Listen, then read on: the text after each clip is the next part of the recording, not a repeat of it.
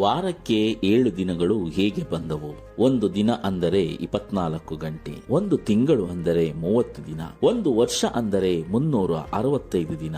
ಈ ಲೆಕ್ಕಗಳೆಲ್ಲ ಗ್ರಹಗಳ ಮೂಲಕವೆಂದು ವಿಜ್ಞಾನ ಹೇಳುವುದು. ಭೂಮಿ ತನ್ನನ್ನು ಸುತ್ತುವುದು ಒಂದು ದಿನ, ಚಂದ್ರ ಭೂಮಿಯನ್ನು ಸುತ್ತುವುದಕ್ಕೆ ಒಂದು ತಿಂಗಳು, ಭೂಮಿ ಸೂರ್ಯನನ್ನು ಸುತ್ತುವ ಸಮಯಕ್ಕೆ ಒಂದು ವರ್ಷ ಎಂದು ಕರೆಯುತ್ತಾರೆ. ಸರಿ, ಒಂದು ವಾರಕ್ಕೆ 7 ದಿನ ಹೇಗೆ ಬಂತು? ಇದಕ್ಕೆ ವಿಜ್ಞಾನದಲ್ಲಿ ಯಾವುದಾದರೂ ವಿವರಣೆ ಇದೆಯಾ ಅಂದರೆ ಖಂಡಿತ ಇಲ್ಲ.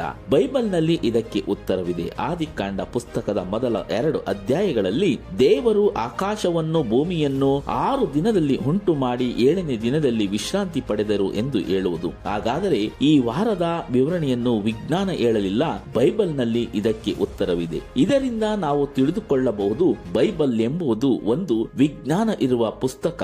ದೇವರೇ ನಮ್ಮನ್ನೆಲ್ಲ ಉಂಟು ಮಾಡಿದ್ದಾರೆಂದು. ವಾರಕ್ಕೆ 7 ದಿನಗಳು ಹೇಗೆ ಬಂದವು? ಒಂದು ದಿನ ಅಂದರೆ 24 ಗಂಟೆ, ಒಂದು ತಿಂಗಳು ಅಂದರೆ 30 ದಿನ, ಒಂದು ವರ್ಷ ಅಂದರೆ 365 ದಿನ. ಈ ಲೆಕ್ಕಗಳೆಲ್ಲ ಗ್ರಹಗಳ ಮೂಲಕವೆಂದು ವಿಜ್ಞಾನ ಹೇಳುವುದು. ಭೂಮಿ ತನ್ನನ್ನು ಸುತ್ತುವುದು ಒಂದು ದಿನ, ಚಂದ್ರ ಭೂಮಿಯನ್ನು ಸುತ್ತುವುದಕ್ಕೆ ಒಂದು ತಿಂಗಳು, ಭೂಮಿ ಸೂರ್ಯನನ್ನು ಸುತ್ತುವ ಸಮಯಕ್ಕೆ ಒಂದು ವರ್ಷ ಎಂದು ಕರೆಯುತ್ತಾರೆ. ಸರಿ, ಒಂದು ವಾರಕ್ಕೆ 7 ದಿನ ಹೇಗೆ ಬಂತು? ಇದಕ್ಕೆ ವಿಜ್ಞಾನದಲ್ಲಿ ಯಾವುದಾದರೂ ವಿವರಣೆ ಇದೆಯಾ ಅಂದರೆ ಖಂಡಿತ ಇಲ್ಲ.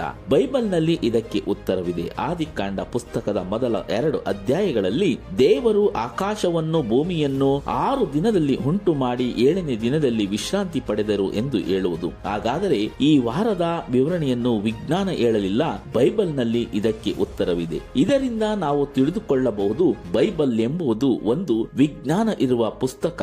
ದೇವರೇ ನಮ್ಮನ್ನೆಲ್ಲ ಉಂಟು ಮಾಡಿದ್ದಾರೆಂದು.